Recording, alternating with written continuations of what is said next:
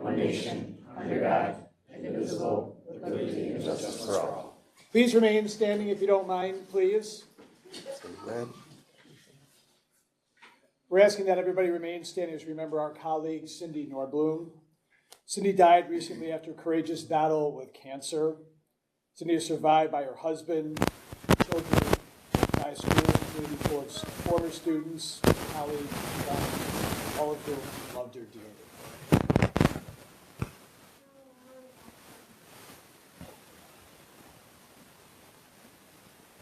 Thank you. Please be seated.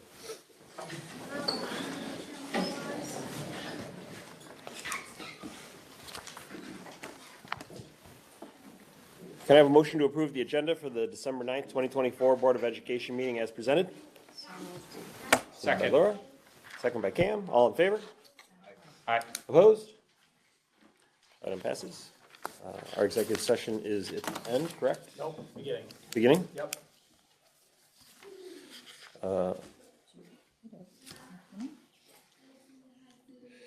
So looking for a motion to enter into executive session for the purposes of discussing the employment history of a particular person.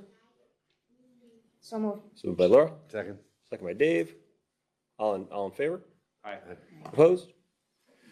We are in executive, and we should be back hopefully in about 10 minutes or so. By Cam. Second. Second by Laura. All in favor? Aye. Opposed? And we are back. First item is our Armour Elementary School building report. So just by way of brief introduction, Tom Riddick is in his second year, doing just an amazing job of helping that Armour community just kind of coalesce around a set of ideas. It was born out of your summer conversation with your teacher leaders and a lot of our strategic planning work over the summer. And one of the hardest jobs for any principal to do is take the stuff that we talk about at the district level, our strategic plan, and find a way to translate that into something that's meaningful for the work that happens in that leader's school with their teachers and those kids and those families. And Tom has done a really good job of that. And what you're going to see tonight is the way it's unfolding in his school. So with that, I'll turn it over to Tom. Thanks, Mike. I appreciate that. Thank you for the kind words. Welcome to Armour, everybody. Thanks for coming tonight. I have some special guests with me here that I'm going to introduce in a couple minutes. But I did want to go through our building focus a little bit. Last year when I got here, our building focus was kind of nicknamed the Armour Way, and it was just a way for me to learn about our community here, build relationships, and just highlight the great things that our teachers and our staff and our kids were already doing before I got here. So to me, it made sense that we would continue on that path. And the Armour Crew was born, and probably everybody that is part of our Armour Crew and Armour community probably hears Armour Crew probably way more times than maybe you want to, but it's kind of become our mantra, and we live by it every single day. And I don't think I have to tell you what a crew is, but in my mind, when I started thinking about how we were doing things here at the building level, I wanted the crew to be about everybody having a role. It's not just about what the teachers are doing or what the staff is doing and what the students are doing, but everybody plays a crucial role. I mean, this room wouldn't be set up tonight without our maintenance department. We wouldn't have lunch without our cafeteria staff. So everybody has a role, everybody feels important. And our family and our school community is also a big part of our crew. I wanted people to feel not just that they were welcome here, but that they belong here too. So I wanted people to come here every day and know that if they walked in that door and they needed to talk to me or to talk to a staff member or to resolve something that they needed help with, that I'd be here for them as their advocate and as their leader. So my focus really was put into these 3 bullet points here. Focusing on the students as a whole, focusing on how we can highlight our Armour community, and then increasing our communication. And this all, like Mike said, came back from a conversation that I had with families and staff, starting probably back in May of last year in June, and then heading it up over the summer with some of the planning that we did as an admin team and with my department leader, so I can turn it back to you. And you can see here like some of the things that we're doing. This is our Veterans Day Assembly that our amazing 5th grade team put on for us.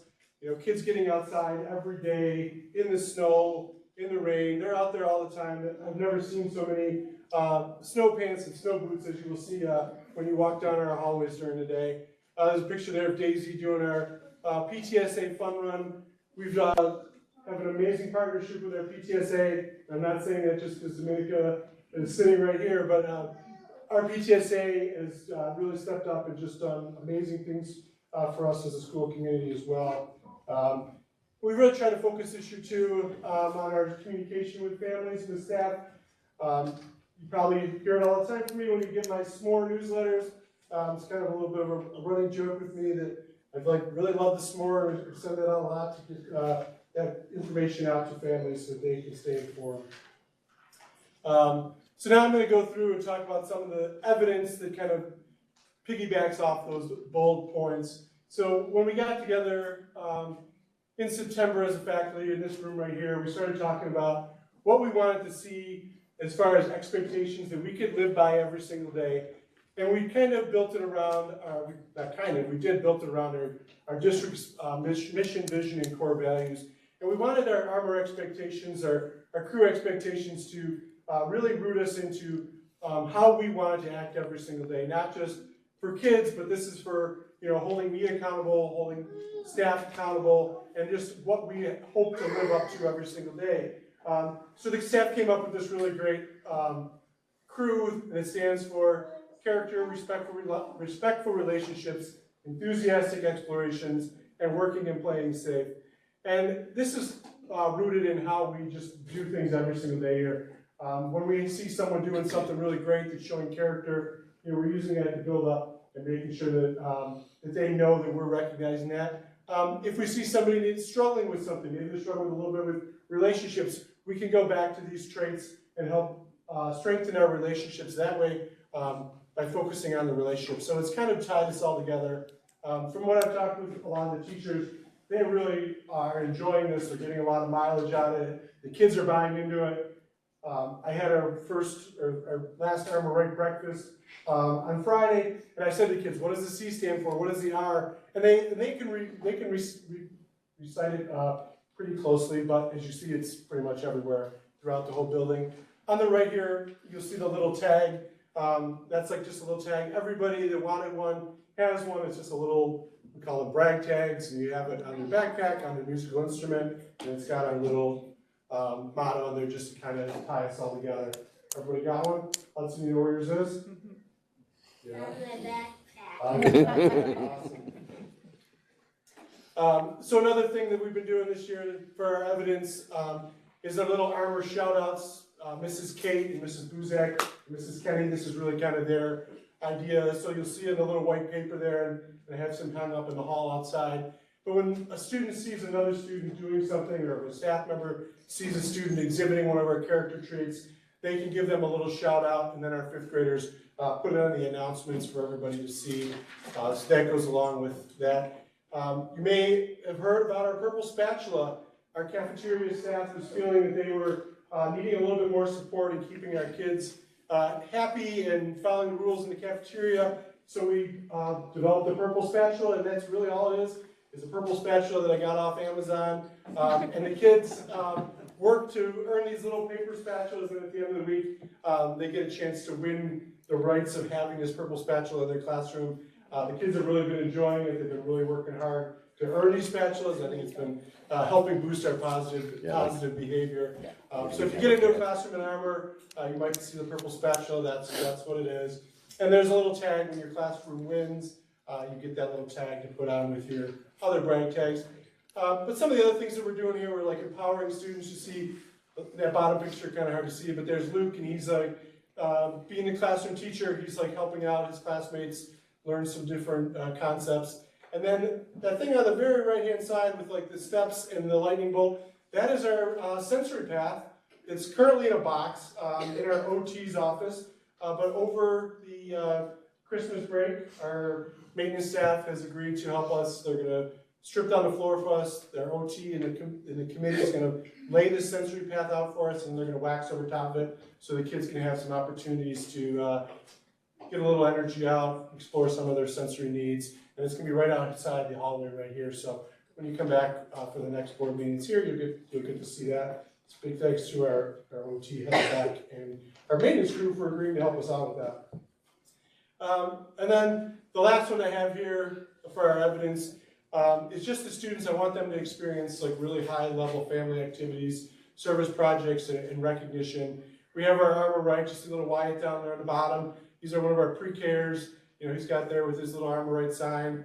You see up in the top there, you know, our veterans came in, they had a great time, had a good time being recognized by their 5th grade partners. The 5th grade also did a candy drive for hospice this year. And then our PTSA put on a great pumpkin palooza. We had lots of pumpkins in this room, we did lots of carving, we used those little pound out tools, and you can see the Evangelista family there really enjoying their pumpkins. So I think we've been doing lots of great stuff. It's really been focused on what our plan was, and you know, I'm really happy with where we're at. But it's really a team effort. Our staff, our teachers, our families have really just been fantastic. The 19th, we have our Winter Wonderland Day. If anybody's available on the 19th and would like to come experience our Winter Wonderland, that is going to be on the 19th, and it's an all-day kind of like indoor field day, all based on winter stuff. So now, this is the real fun part. This is why we wanted to cover it tonight. Over the summer and last year, we had lots of like motivational posters hanging on the wall. You know, like said things like, you know, dream work makes the team work. You know, teamwork makes the dream work. All those different posters on the wall. And I thought, wouldn't it be great after I went to the art show in May, I saw how beautiful all the kids' artwork was. Wouldn't it be great to highlight some of the art in the hallway out there? So I have here with us tonight Kyle and Joey and Hudson, Hazel, Faith, Addie, and Miles. And this is their artwork. If you've been in our foyer, it's hung all around the main pillar there. And they're just some beautiful, you see Miles up there in the top left-hand corner with his like Starry Night rendition, right, Miles? And then Hudson's there with the owls in the middle. Kyle did the sunflowers. Faith did the little covered bridge there. Hazel is our little beach grove there. She's not able to come tonight. And then Addie did the owl, and Joey rounded it out there with his succulent picture. And I really think when people come in, it's really just been a highlight and just a real treat for people to see when they come in. So in January, we're going to switch them out. We're going to get all new artwork come in. Mrs. Allen's been working really hard with the kids, and the kids have been working really hard on new artwork. And I'm going to get the pleasure to pick out 7 new pieces to hang up in the foyer. But I wanted to recognize our inaugural class of artists here. So I got these little certificates for them. So when I call your name, if you want to come up here, I'll give you a certificate. And then you guys can get on with it right here. So Kyle, come on up, bud. Congratulations.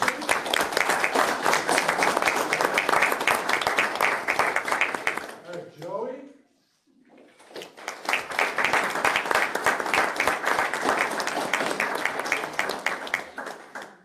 Joey is also one of our stars of our safety patrol as well, 5th grader. Faith, come on up.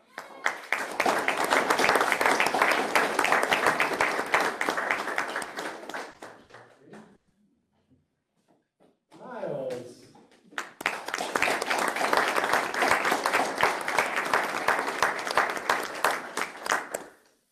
And Miles and Hudson were just in kindergarten when they made these famous artwork, so imagine what they're going to do as they go on here. Addie.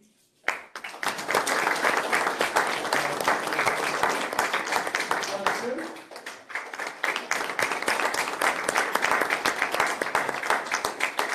That's all I had. Thank you very much for letting me talk for me. I spent a little more than my 10 minutes, but I think we're off to a really great start. You know, I love just being here with our families and students and staff.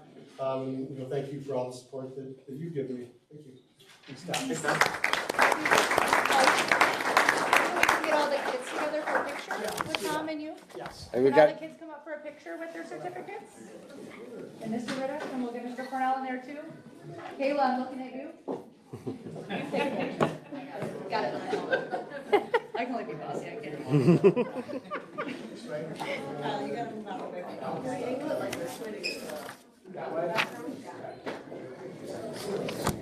Hold your sign, buddy. Not in front of you. Look at your belly. turning.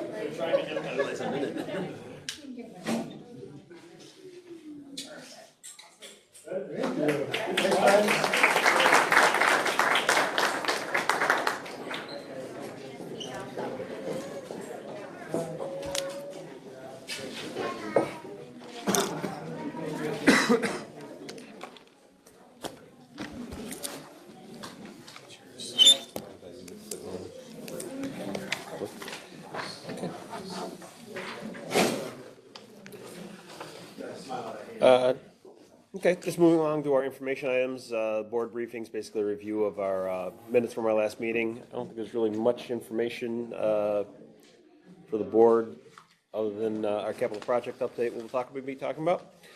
Future board meetings, our next meeting, January 14th, will be at Charlotte Avenue. Tuesday, February 11th, we are at Union Pleasant, which is also the start of our budget session, so that will start at 6 o'clock. Followed by our regular meeting at 6:30. And then our March meeting is at the middle school. Again, be a budget session at 6, followed by our regular session at 6:30. Coming meetings in reservations and such. It's old.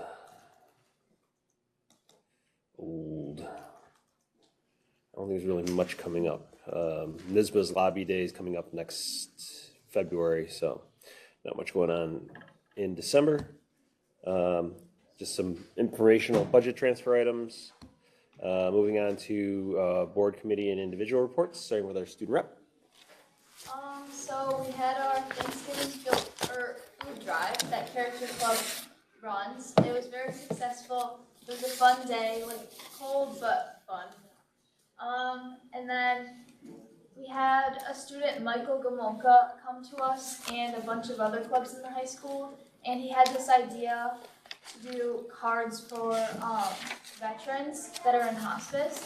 So we're doing that this Wednesday after school for the holidays. And then my last thing is deck the halls. So we decked the halls, it was successful, the hallways look very good. And we're having a spirit week the week before break, and just to like get some more holiday spirit. And we're hiding our little elf buddy around the school that people can like try to find, and then if they send us a picture, they get a little prize. So that's it from me. Okay, thanks. Thank you. Dave? Last week I went to the special education PTA Christmas party, and it was, Jen was there, Parker, and it was nice. We saw, they brought some games, Meg brought some games that, you could, work with people, ADHD or dyslexia. And so we looked at those games and just kind of talked about things. It was just very nice. And, a lot of cookies and candy. So it was, it was awesome. I went to speedboarding at Erie County Association of School Boards with Ashley and Laura. It was their dessert nights, and man, did they have a lot of desserts, didn't they? And it was, I wish I could have ate more, but it was really awesome. But Lackawanna was there to talk about their cell phone ban. And I have pictures of, they bought pouches, the pouches that the students put their phone in before they go into school. As they walk in, they put it in the pouch. It has a magnet on it, and then they put it in this contraption. We saw the thing, and it locks it for the day. On the way out, they unlock it. And the principal and the vice principal of the high school gave the presentation. Their superintendent and board president were there, sitting at the table by us, and they gave this presentation on the pros of having a cell phone ban, but it was like a double entendre, because you could see that they're underneath, they were implying that it was a disaster. They talked about chasing cell phones all day long, didn't they? They said they were chasing cell phones all day long. The teachers have to report if someone has their cell phone out or is tampering with their pouch. They have no AirPods, watches, headphones. If a teacher doesn't report, you know, they're obviously, you know, there's gonna be, they got a problem if they're not reporting the cell phone. If you refuse to give up your phone, say you tampered with the pouch, they were suspended, there was a certain process, but it actually would end in suspension. Kids with IEPs who would seem to rely on those phones more, were also punished, which I was kind of surprised at. You know, so it was interesting. You damaged the pouch, you gotta buy a new one. Of course, the incoming freshman class, you know, the school has to buy all brand new pouches for them.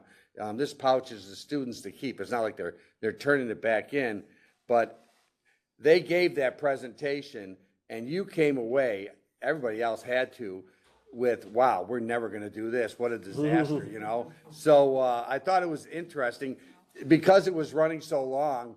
You weren't allowed to ask questions, and I had a lot of questions, you know? And the first one being, what prompted you to do this? And they never explained that. So I thought that was, it was just quite interesting that this principal and vice principal gave this thing, you know, and their superintendent and board president were quite proud of this presentation, when I'm sure everybody walked away with the idea that this is a bad idea. So that's all. I just thought that was interesting. They also, Lake Shore was there to talk about electric buses. That's why I'm bummed Mary's not here. But that NYSERD grant that they got to buy the 2 buses they have in service now does not pay for the entire bus. It pays for the step up from a diesel bus to an electric bus. So it doesn't pay for the whole bus. They said that it only ran out of charge once. They put it on its longest run to Dunkirk and said they don't have a problem. And they really love it. But the cost, you know, it has to be undercover. The charging stations are very expensive, you know, and they got some grants on that. So there's a lot of help, but you got to remember that they have that reservation in their school district, so it's easier for them to grab these NYSERD grants and stuff like that. They have 20 buses on order from Bluebird, 20 electric buses. They told me that a year ago, so they're still on order. You know, they have 48 buses total down at Lakeshore. You have to retire a diesel bus in order to get in another electric bus. So you just can't buy an electric bus. You have to retire a diesel bus. They talked about the New York State truck program. There's different grants.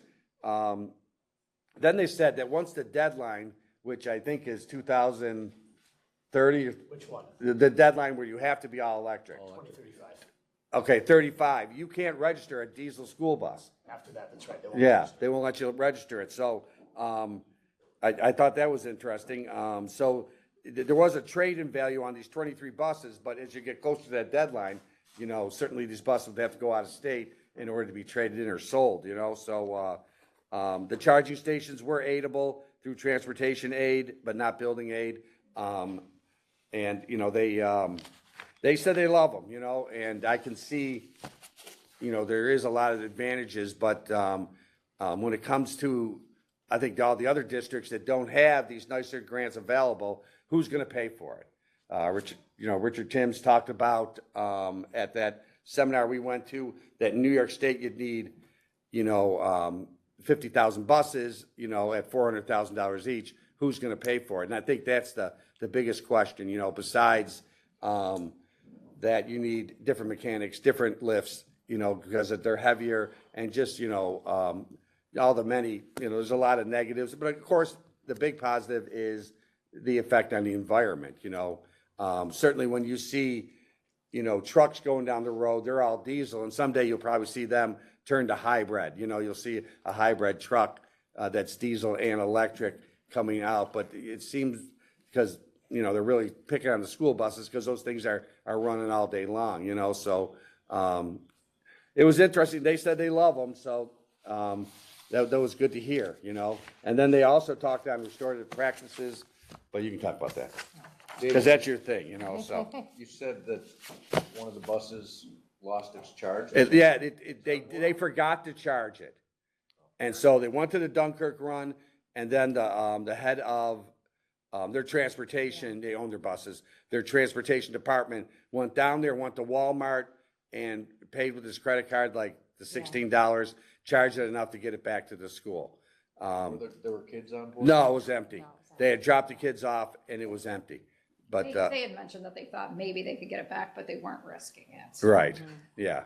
So, but they said they love them, you know, and I can see why. They said they're peppier, they move, you know, obviously the charge doesn't hold as long in the winter as it does in the summer, you know, so certainly there's a lot of positive, you know, attributes for the you know, electric buses, you know, but, you know, there's a downsides too. So I think that, you know, SED has to, you know, consider this and, you know, at the end, who's going to pay for them? You know, so I think that's the biggest challenge that they face to move to electric buses. The New York State Council for School Superintendents is going to take the position, I was just reviewing our top 10 with our leadership team, we're going to take the position that the policy, you know, it's well-intended, obviously, to Dave's point, but the policy itself needs an overhaul in terms of what NYSERDA needs to do in terms of actually doing a study that NYSERDA has never actually studied the grid. They've never actually produced a study to see if the grid can support all of the electrification that needs to happen from Malone all the way up in the North Country to Sherman all the way down to the South Country. And, you know, before we can even move forward, our position is NYSERDA needs to do a study to understand where the gaps are and how they're going to resolve those gaps before we can start to say that we're going to electrify 50,000 buses from Buffalo to Montauk and Malone to Sherman. I mean, it's a simple request that NYSERDA or the state has not acquired. So our expectation is that there's going to be something that happens to that legislation over the course of the next, if not this session, the next session. There's not usually a ton of movement in this one. Nobody's up for re-election in 2025, so they tend to kind of stand pat, but everybody, including the governor, is up for re-election in 2026. So I think that's where I would expect to see maybe a little bit more movement on the political side, and this is very clearly, it's an operational issue for us, but it's a political issue around the state. That's all you have. My observation from our speed boarding, obviously I went because I'm very passionate about restorative practices, but also was very interested in hearing about this cell phone ban. And they did say, they were very forthright with saying, we're going to tell you about the good, the bad, and the ugly. And after they gave their presentation, which I do think requires a lot of policing throughout the school, then you had Cheektowaga Sloan superintendent presenting on restorative practices and talking about, you know, the importance of relationship and leveraging those relationships and kids having connections. And to me, just the juxtaposition of listening to both of them and hearing Lackawanna point blank say that their suspension rates had risen and that particularly they were rising with their at-risk students because of the ban. And then all of the things that, you know, you talk about that you want your students to experience when they get into school, I was struggling with, you know, the opposites and presentations that we saw. I thought it was interesting that I talked about Amazon having a huge increase in the burner phones that the kids were bringing in and putting in the cases. So that was a whole nother thing. Like you could literally police from the time you got in the building till you left. The AirPods connected to things in pockets, Apple Watches. I mean, to me, it just seemed like a never-ending saga. And they also said they completely underestimated the amounts of them that would break. So what they were having to come up with a policy because kids were taking screwdrivers and trying to open them. And I was happy that they were so honest about everything that they were sharing with us. And as far as the restorative practices went, I mean, Hamburg's doing a lot of what Cheektowaga Sloan is doing. So it was nice to hear, you know, all the good things that they were doing and know that we're still in some ways ahead of the game as far as using circle practice with admin teams and meetings. And so my takeaway from that was always that we're kind of doing the next right thing, as you so aptly coined. Yeah, okay. I have no report. I come later. Just brief on my end, with the IDA Land Development Corp, lots of meetings, nothing meaningful to report, however. And then building visitation, we canceled, or postponed last Friday, in light of the events that are going on in the district, so we're rescheduled for the 17th. Everybody saw that. So we'll try to get to Boston Valley on the morning of the 17th. That's it. I have nothing to report. All right, well, next. All right, so Cam, thanks for covering building visitation, and thanks for the invitation to Winter Wonderland. If anybody wants to come to that, we can chat. Parent-child connection. They're currently doing a gift card basket raffle. So if anybody's interested, you can win a bunch of gift cards, and if you're interested, I will send you a link. So nice thing to get around holiday time. You can always re-gift if you are not interested in the gift card. They're You also send that to all of us, actually? Yes, Yes, it is. I can do that fine. And they're working on planning some other things, like the Super Bowl event coming up in February. We'll have more information in January, unless you have anything to add. No, Brief. more to come. More Is that here or is it Frontier? We're hosting this year. Oh, we're here. Oh, Yeah, I'm we're wrong. hosting. We were at Frontier last year, yep. All right, we're here. More to come next That's week. right, more to come. PTSA met November 18th. All the elementary buildings were able to host successful book fairs and had successful fun runs, raising significant funds to go towards building events and mini grants supporting teachers. Union Pleasant was able to make a large donation to the new sensory room at Union Pleasant, which is pretty awesome. Congrats to them. Many of our elementary buildings are also having their holiday shops and events this month. Joy Day just occurred at Boston Valley, and Charlotte Avenue had a successful STEAM Day. We were able to give a sizable donation to the SPCA. Thank you to everybody who was able to stop by. I know a fair amount of our admin team were able to come over and see the great things going on that day. It was super fun. Middle school held their turkey trot with Mr. Adams. It was a huge success and very enjoyable. They have a dance coming up this Friday, and all of 8th grade is getting to go see the BPO. So fun news for them. From our high school, the Bills fundraiser went well. We're encouraging seniors to join the PTSA and keep looking for scholarships. PTSA in general has scholarships, as do many of our elementary buildings. So encourage people to do that. We also heard from our student rep, Max Coleman, who brought up Deck the Halls that Emma did tonight, the tree decorating contest, and the Thanksgiving food drive. They also said about Academy of Finance making military or cards for the military, and said they were looking forward to sending care packages in the spring. Dave hit on some of our special education PTSA stuff, but there have been lots of great presentations, and we look forward to some new ones coming up.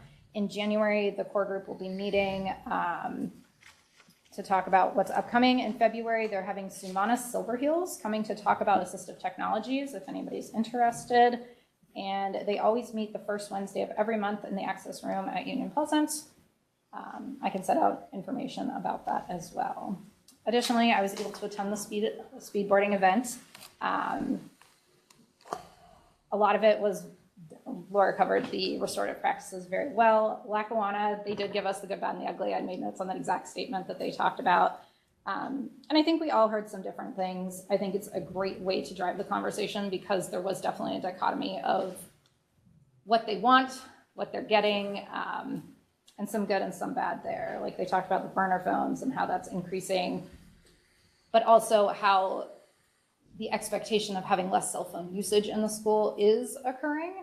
So they're getting some of what they want, but I'm not sure about the methods behind the madness there. Like you pointed out, it put a lot of us a little bit, I think, cringing in our seats when they were talking about like, oh, if they don't listen, we just suspend them. And I was like, oh, we just suspend them.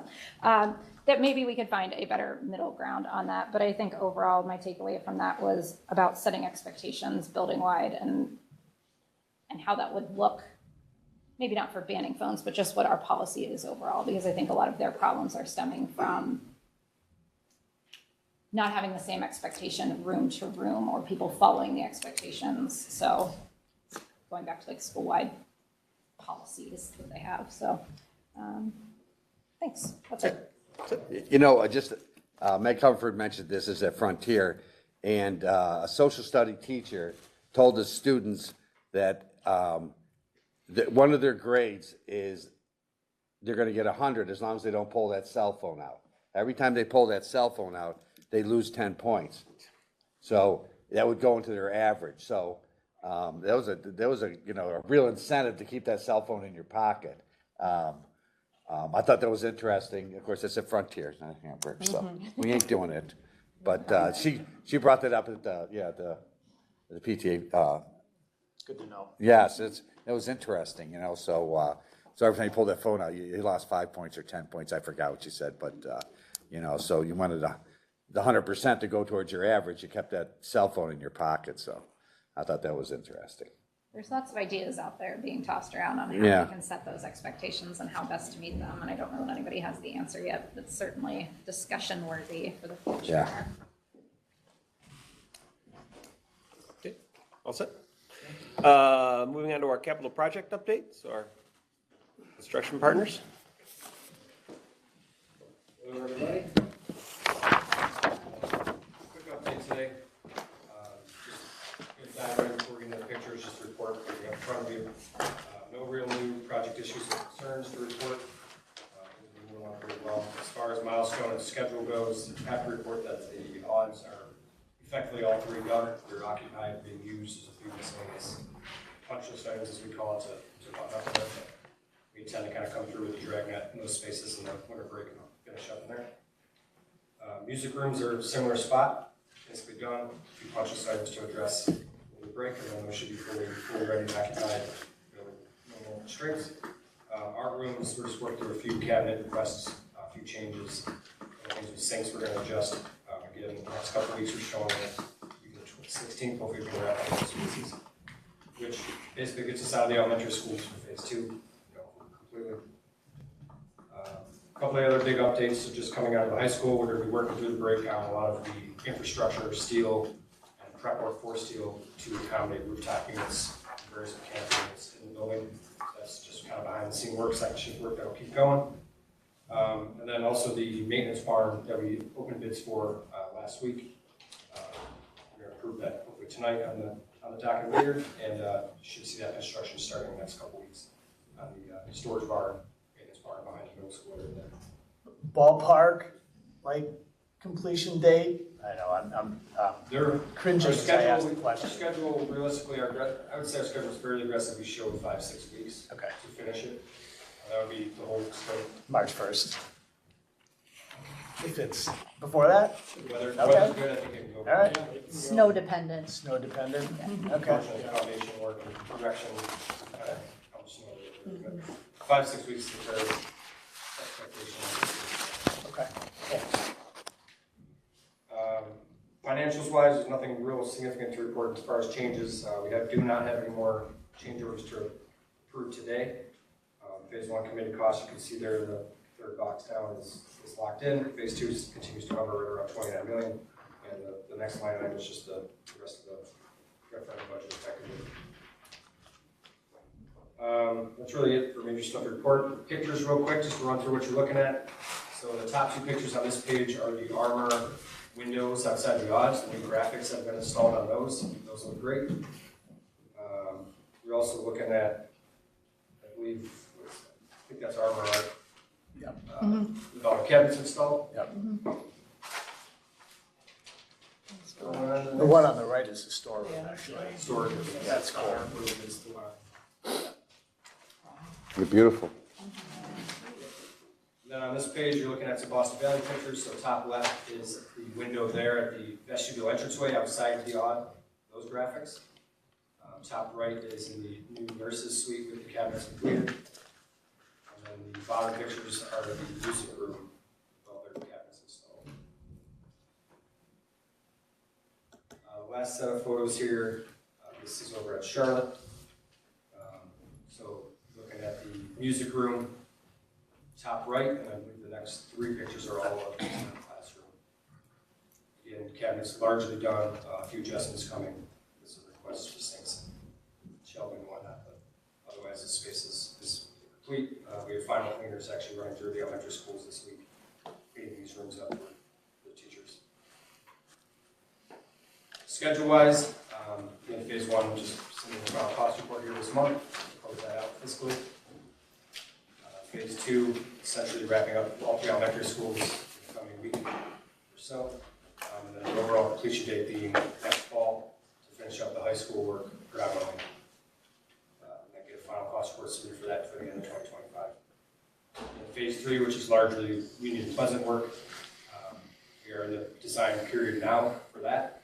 We're basically into phase two, what we call design period out of 3 phases. Targeting that to happen by February effectively. So that would meet that 401 SAB review period date that we have currently back out there. Goal being with that, just to get bids in the spring and get to work next summer, 2026.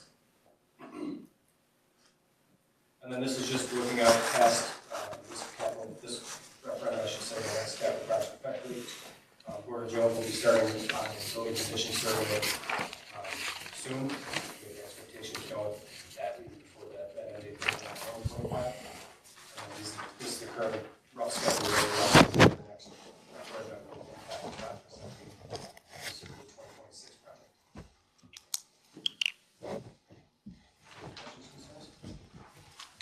Very good. Thank you. Okay, thanks, Sean. As I'm sure everybody knows, this is Mike's last meeting.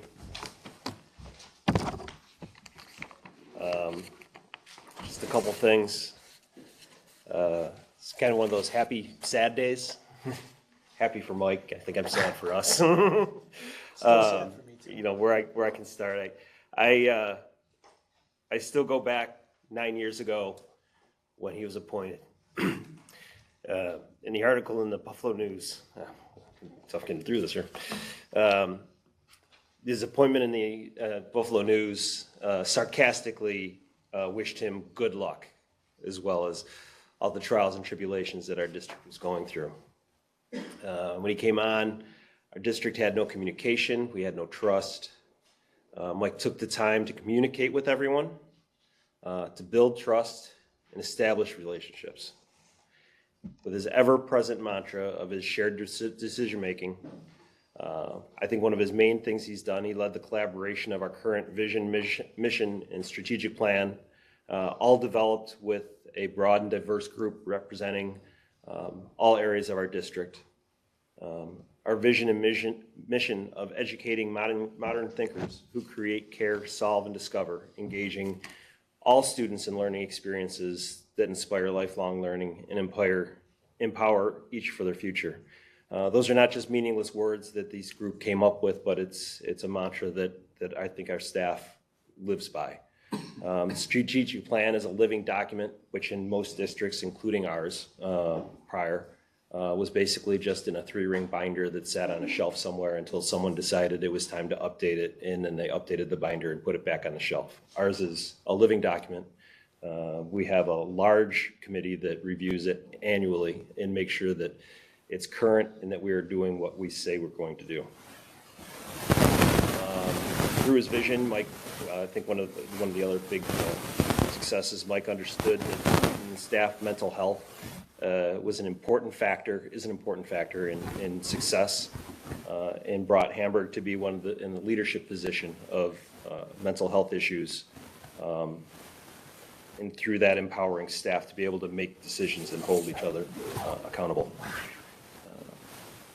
Our comprehensive discovery capital project plan really started with not this capital project, but his initial capital project, which we redid the library. I know one of the things that we discussed as a board that we wanted to have a comprehensive capital project plan that was tied to our strategic vision.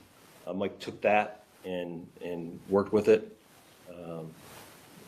Initially redoing all of our libraries, our LMCs, and also at the same time with his eye on the prize of what a larger project would look like. Bringing on Turner, seeing how that partnership was going to happen, how that was going to work, worked out outstanding. So that's something that as a board we've really appreciated. Mike's leadership is always guided by what our student and districts, with the philosophy of doing the next right thing. Not the most convenient, not the easiest, not the most popular, but always the next right thing. And in doing that and working with Mike over these 9 years has been a 400 level class in leadership. I have to say, I've learned so much about leadership from you. I think we all have. One of the things I often joke with Mike is that I compare him to Don Quixote chasing windmills, because he'd always call me up saying, I want to handle this problem, whether it be relationship building with a group that we've just had terrible relationships with. He took the time, started communicating, built relationships, obtaining funds that were withheld by the state that every single person told him, you're not going to get. He got. That's the next one. That was the other one, negotiating with the fairgrounds to come up with an agreement for some sort of payment plan. Something that has been worked on and we're going to vote on later, but something that has been discussed in this district since the 70s.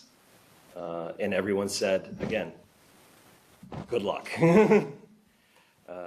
Check mark. So, once you're gone, I would recommend continuing to chase your windmills.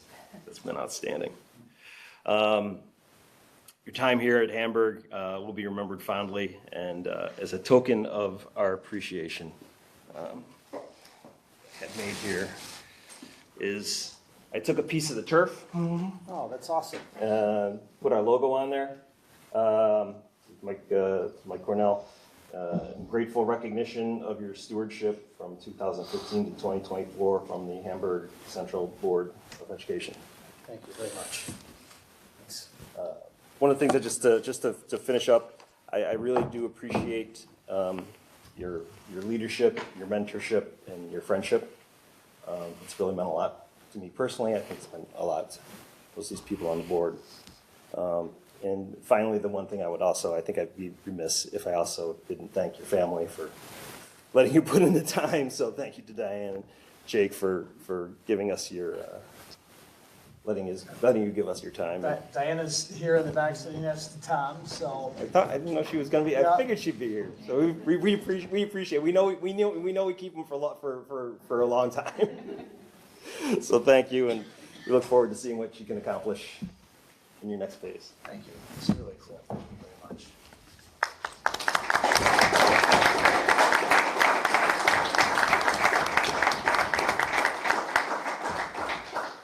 So I had some other things I was going to talk about, but I'll just send you regionalism and Rockefeller Institute. I'll send that to you in an email tomorrow. So this is the last time I'll get a chance to talk to the board in this setting and some of my friends here in the community. And I notice the Nortons are here and the mayor, Brian and some other friends who are here, some of our administrators. And I was reading something probably over the late spring, summer, and they were talking about, part of the book, they talked about Maslow's hierarchy of needs. So if you, all of us in schoolwork, or if you took Psych 100, you know what that was. So at the top, what's at the top, Kelly? I mean, now's not a good So at the top, it's self-actualization. Right, Right? exactly, Remember that? Yeah, sure. And, it's about your personal growth and that stuff. What's interesting is Maslow did not intend for that to be there. Somebody else put that there. What he intended to be at the top of that was, he called it sloppy and not defendable. So what he thought should be at the top, and what he actually wrote when he rendered it finally, was transcendence, self-transcendence, getting outside of yourself, focusing on the needs of other people. That's what he thought was at the top. And that is what schoolwork is when it's done well. And we've done it really well for for 10 years, really well. So I made some notes that I'll read from. It keeps me editing because I'll ramble on for 20 minutes and nobody wants that. But I chose to start my final report with that because that really is the essence of what we've done. And Tom referenced when I was appointed in this very room, February 10th, 2015, it was clear that at the time we had a team of adults working in our schools, this board, and the community that was ready to move on from whatever garbage was happening before and just focus on kids. The needs of kids and nothing else. And with that in mind, we got to work. So we did the strategic plan thing, 60 plus of our colleagues focusing on the needs of the whole child. If you remember what we don't have in there, nothing about state assessments or APPR or any of that garbage, it doesn't really matter much. In that plan is really the emphasis on the fact that we're in the people business. We're in the relationship business. In fact, one of the years at our retreat, we asked, what business are we in? And we're in the people business. So that plan has always been about that, the stuff that matters, the people business, supporting teachers and supporting kids. And Tom mentioned we've been unwavering in our commitments in the mental and emotional well-being of our kids through Youth Mental Health First Aid. Everybody gets suicide prevention training and lots of other initiatives. We've built a culture of leadership in our school district with our administrators that we're all really proud of that focuses on building trust and building relationships. It's also one that we bring our new leaders into and acclimate to them to that way of thinking and being as a leader. So like Matt Lauer, who's our awesome new middle school principal, he's here. And we're able to take somebody like Matt, who's a really accomplished leader, doing amazing things in Clarence as a teacher and a leader. And we're gonna bring him in and we're gonna acclimate him to the ways we think about leading, focused on relationships and focused on trust. And that's something that if you're going to perpetuate and sustain a great school district, you have to have a culture of leadership that you bring people into. And that's something that we've done. And for 10 years, this team, the board, our senior leadership team, the governance team, has really served that approach by the very example of the board and our leaders. And this board is a model of the region, or for the region because of it. We're a destination school district for families who want to educate their children in great schools with great teachers, and for professionals of all kinds who want to be a part of a school district that walks the talk of putting kids first. And you mentioned it. It's not, we don't just talk about it and not do it. We do it. So, and that's all possible because of our staff, our board, and the community. Because we all really believe that our goal is to educate modern learners who create, care, solve, and discover. That's something we all really believe. And that's a true and rare gift for somebody in my seat as a superintendent. Because you can have people all over the place thinking all kinds of things. And we have people who have really bought in and committed to the idea. And there's a sense of co-ownership. I didn't show up and say, you know, this is what we're going to do. I showed up and said, let's link arms together and see what we want to do together. And that's why we are where we are. So I'm grateful for the board. The culture, which is to do the right thing for the right reasons, the right way. It takes board officers. Dave was the board president when I got hired. Tom and Cam have been officers since then. And they've been really important in making sure that the work of this table promotes the great work happening in our schools on behalf of our kids. So we want our principals to come here and talk about the great stuff they're doing and feel like we're not in the way of that, but we're supporting that. That's the way it has to be. And for 9.5 years, we had like the same board, the same superintendent, the same leadership team. So Tom Flynn, Cam Hall, Dave Yavine, Laura Heater, Rich Snyder, Robin List, and Mike McGarry, we were all really tight partners who loved and cared for each other for 9 years and served the district in a way that honored the vision, mission, and core values that really do drive the work every day in our schools. And that is the secret sauce, everybody pulling in the same direction. We've been joined by two new board members, Ashley and Mary, who couldn't be here tonight. And with them, I have no doubt that this board will lead into the next decade by setting exactly the same example as the board has for the last decade. 100% focused on the learning and growth of children and nothing else. I'm grateful to our team of leaders in our buildings in the district office. I can't list them all. They're all wonderful, but I want to specifically mention Colleen Caney and Brent Jordan. All they want every day, all day long, is to make sure we do the next right thing. That's the work. Without ego, without pretense. It's always about what's right for the school districts we serve our kids and their families. It's always about the needs of our employees, because we have to love and care for our employees and love and care for the kids. We want them to be in a position to come and do their best work. And I can think of no better partners in leadership than Brent and Colleen. I'm grateful to our staff of adults who work in our classrooms, so our teachers and our teacher aides. I'm in our classrooms every day, like literally thousands and thousands of times over 10 years, and I'm continually inspired by their care for our kids, their dedication to their work, and their support for each other. Because it's a family. These are very, very tightly knit social networks, as we've seen in good times and in bad. And, you know, they are really supportive of our kids and really supportive of each other. Our teachers are led by principals and our administrators, but importantly, they're also led by Amy Takis and Matt Meter, who's the vice president of the HTA. It really is a true gift to work with a union president who is a true leader. Amy, if she was here, I wish she was. She is a fierce, and I do mean fierce, advocate in all of the best possible ways for the interests of everybody who she represents, which I very much appreciate as somebody who is a former teachers union vice president. But at the same time, she is an amazing teacher. I've seen her teach, I don't know, a few hundred times. Not because I'm checking up on her, because she's great and her classroom's a great place to be.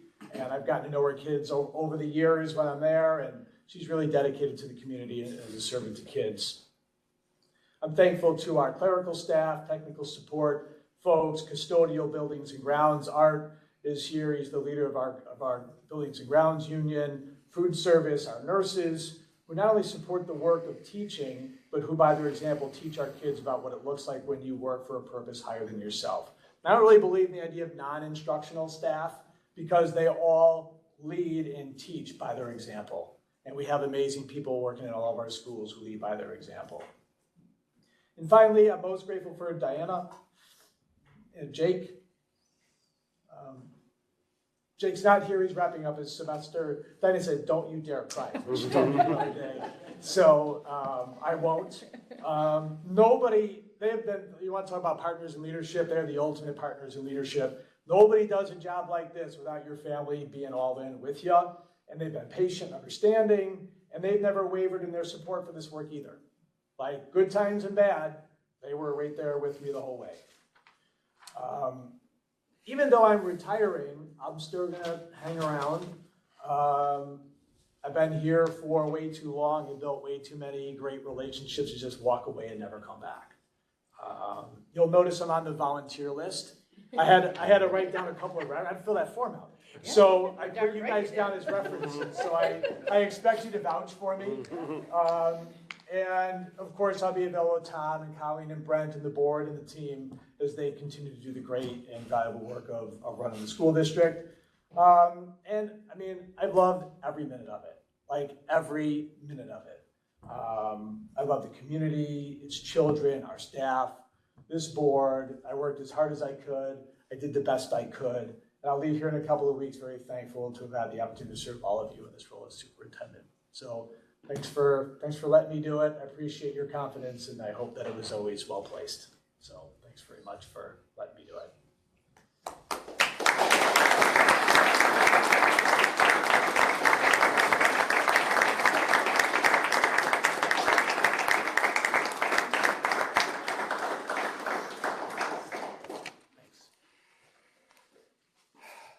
Okay, moving on to business items for tonight. Our consent items, G and H, consent items and financial items. At this time, any board member can make a request to withdraw a specific item from the consent agenda for individual consideration. Is there such a request at this time? Seeing none, can I have a motion to approve all consent items G2 through H5? So moved. So moved by Cam. Second. Second by Dave. All in favor? Aye. Opposed? Item passes. Moving on to our action items. Can I have a motion to approve a contract between the Hamburg Central School District and Erie County Agricultural Society? So moved. So moved by Second. Laura, second by Cam. Questions, comments? If I might, It's incredible. Yeah, so, and Erie County Agricultural Society, we've been at it for 10 years, trying to figure it out, and, they have been gracious in these last round of conversations. What it amounts to is $5.5 million over 20 years. So it starts out at 75,000. January of next year, then it's 150, then it's 225, then it's 300,000 for the remaining 16 years of the agreement. It's essentially an annuity for the school district for 20 years. And, after $0 for 135 years, we'll take $5.5 million for the next 20 and be happy about it. So, great thanks to our friends at the Erie County Agricultural Society. We did some good business together. We've done good business together for a lot of years. It just didn't include a financial benefit to the school district, and now it does. So, really happy about the collaboration and happy we finally got here. Second. Awesome job. Your last windmill. Yeah. Other questions, comments? All in favor? Aye. Opposed? Item passes. Item I2, can I have a motion to approve the letter of recommendation of Turner Construction Company on the general trades work for the 2024 middle school storage barn project, awarding the bid to NCI Construction totaling $374,800? So moved. So moved by Rich, Second. second by Laura. Questions, comments? All in favor? Aye. Opposed? Item passes. Item I3, can I have a motion to approve an agreement between the Hamburg Central School District and Western Governors University for an education affiliation program? So moved. Second. So moved by Laura, second by Cam.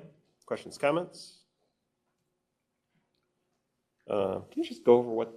Yeah, we have a nurse intern. So anytime we have a professional Okay. intern, like psychologist, social worker, something like that, there's an agreement which indemnifies Gotcha. us if something happens. Questions, comments? All in favor? Aye. Opposed? Item passes. Item I4, can I have a motion to approve a contract between the Hamburg Central School District and the Research Foundation for the State University of New York? So moved. So moved by Laura, Second. second by Rich. Questions, comments? All in favor? Aye. Opposed? Item passes. It was a late agenda for the meeting.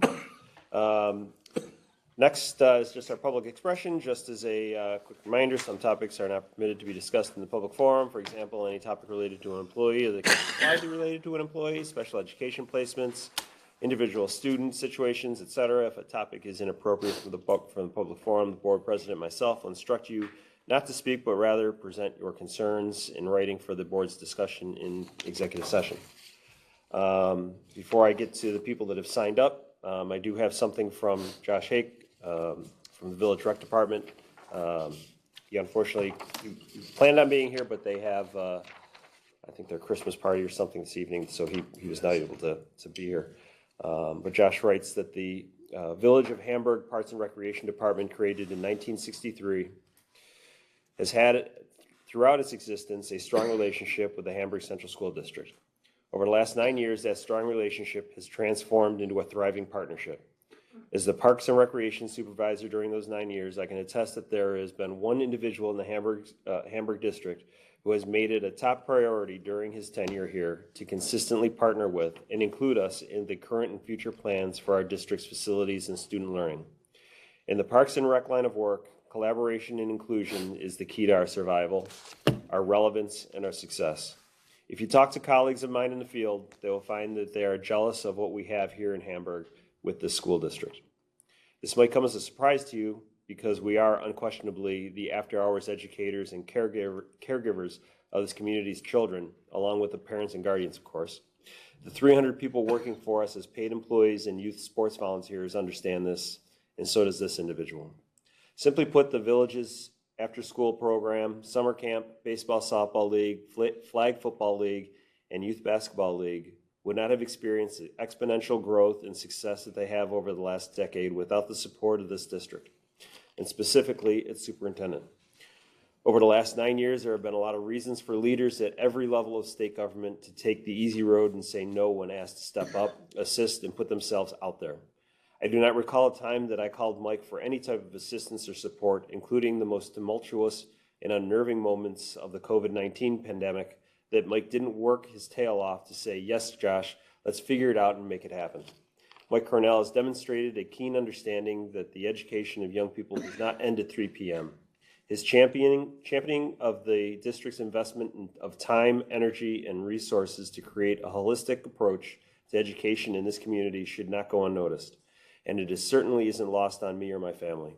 On behalf of the department that I am blessed to oversee and the thousands of kids we serve, I want to thank Mike for your unwavering efforts, support, and professionalism. Congratulations on your retirement. It is well deserved. Thanks, Josh Ake. So, thanks, Josh. I'm going to leave that with you. I'll take that. We have Brian Long, our first speaker. Yeah.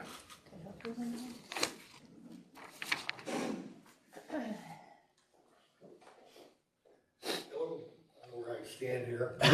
Wherever you want. I'm a parent. I have 3 kids that graduated through the Hamburg school system. I have 2 grandchildren in the system right now. I couldn't have been any happier anywhere I went. Matter of fact, we specifically moved to Boston so we can go to Hamburg School District. And my son, Connor especially, he became school president and became pretty good friends with Mr. Cornell. And he would come home from school, I had lunch with Mr. Cornell today, Dad. And he was pretty proud about that. And you know, Mike always had an open door policy and would give him encouragement and advice with different things with students and situations. And then Connor hung around for an extra year to help coach the track team. And Mike still went to lunch with him and still gave him advice. So he did a great job. And unfortunately, most of you know, my son Connor died through the Zora Valley. And Mike was very, very kind to us. He handled the newspaper, the television, the radios, and he also did our eulogy. And doing eulogies can be difficult, especially when it's a young person like that. So we asked a lot of him, and he delivered even more. So I really wish you the best, Mike, and it's been a pleasure meeting you and knowing you, and I think the world of the job you did. So thank you. Thank you very much.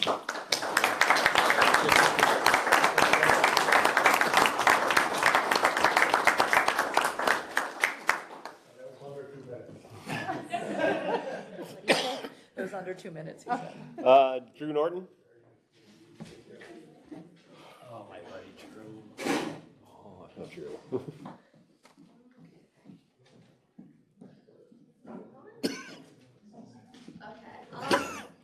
I wrote a little something for me, Drew, and Glenn.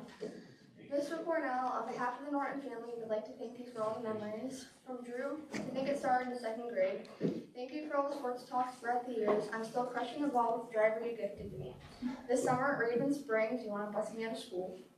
We could head over to 18 Mile Creek together. From myself, it all started in kindergarten as Drew's little sister, and eventually turned that around into being your favorite Norton.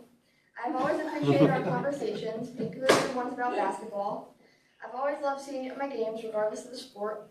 You have truly impacted not only my education, but also my life. I hope to still see you at my games and other events. I will continue to cherish every memory we have made, and thank you for all you've done for my family and I.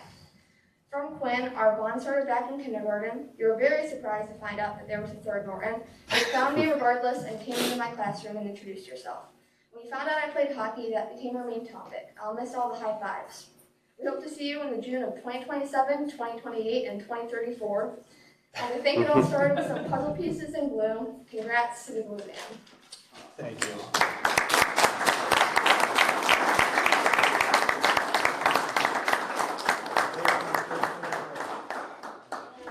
Oh, that's awesome. Can you guys get together? I'll get you.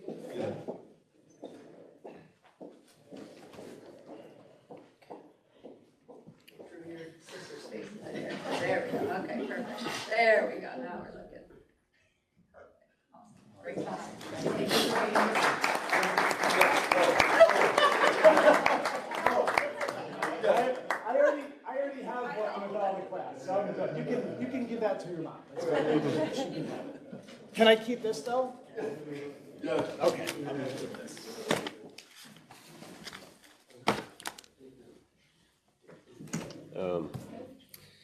Seeing as that was the last person signed up for speaking, being no further business, can I have a motion to adjourn the meeting? So moved. Rich? Second. All in favor? Aye. Opposed? That passes. Thanks, friends. Thank you.